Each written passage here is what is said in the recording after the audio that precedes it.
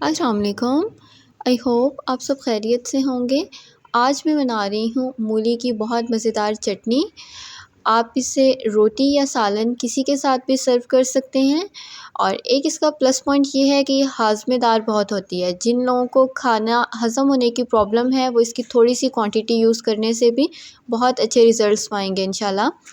तो चलिए इसे बनाना शुरू करते हैं। ये मेरे पास हाफ़ कप के करीब पुदीना है, सेम क्वांटिटी हाफ़ कप मेरे पास हरा धनिया है और 3 हरी मिर्चें मैं इसमें लूँगी और 1 अदद टमाटर और तकरीबन 2 इंच का टुकड़ा मेरे पास अदरक का है, बिल्कुल ताज़ी अदरक है ये।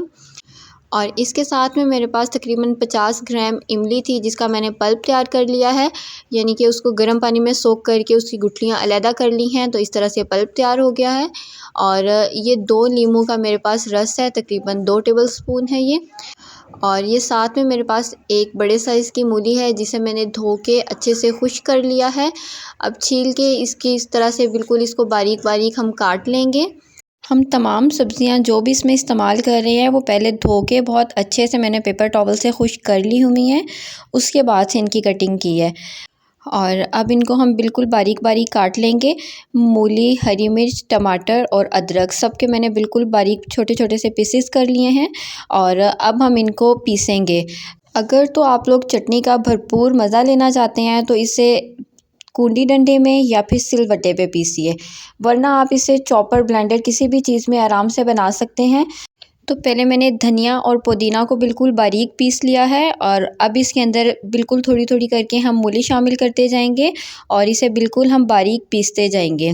तो देखिए इस टाइम पे ये धनिया, पुदीना और मूली ये 3 चीज़ें बहुत अच्छी तरह से बारीक हो चुकी हैं। इनको मैं एक सेपरेट बाउल में निकाल लूँगी और इसी कुंडी में अब बाकी की चीज़ें यानी कि अदरक, हरी मिर्च और टमाटर हम पीसेंगे। हम इन्हें एक साथ नहीं पीस सकते क्योंकि मूली भी जो है वो पानी छोड़ती है और टमाटर भी पानी छोड़ता है, तो इस वजह से छींटे बहुत पड़ते हैं, मेस बहुत क्रिएट होता है। इस वजह से मैंने इन्हें 2 पोर्शन में इसे डिवाइड कर लिया है। और अब इस टाइम पे ये अदरक और हरी मिर्च बहुत अच्छी तरह से बारीक हो चुकी हैं। इसमें मैं अब टमाटर डालूँगी और टमाटर भी इसी तरह से ही हम मैश कर लेंगे। अब जो पहले से तैयार किया हुआ हमारे पास मिक्सचर था यानी कि मूली, हरे धनिए और पुदीने का, वो इसमें शामिल करेंगे और बस इसको एक फ़ाइनल और एक बहुत अच्छा सा हम मिक्स दे देंगे। और इस टाइम पे जो है हमारी तमाम चीज़ें बहुत अच्छे से पिस चुकी हैं और अब इसमें शामिल करेंगे हम तकरीबन 1 टीस्पून के करीब मेरे पास नमक है, ये शामिल करेंगे। नमक हम एंड पे ही शामिल करेंगे क्योंकि पहले नमक डालने से सब्ज़ियां जो हैं वो पानी छोड़ देंगी और इनको पीसना बहुत मुश्किल हो जाएगा।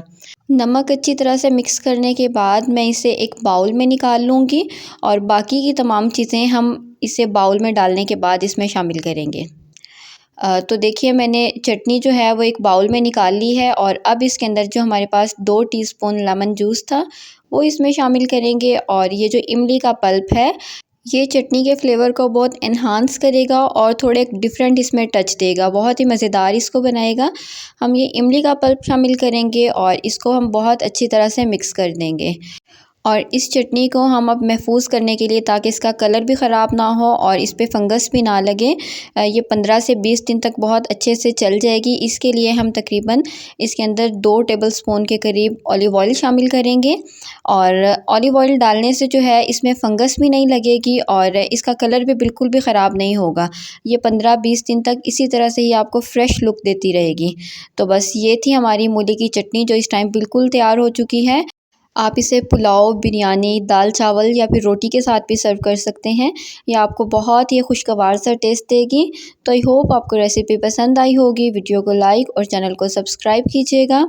फिर मिलेंगे इंशाल्लाह एक नई और बेहतरीन सी रेसिपी के साथ। तब तक अपना बहुत सा ख्याल रखिएगा, दुआ में याद रखिएगा। अल्लाह हाफ़िज़, फ़ी अमानिल्लाह।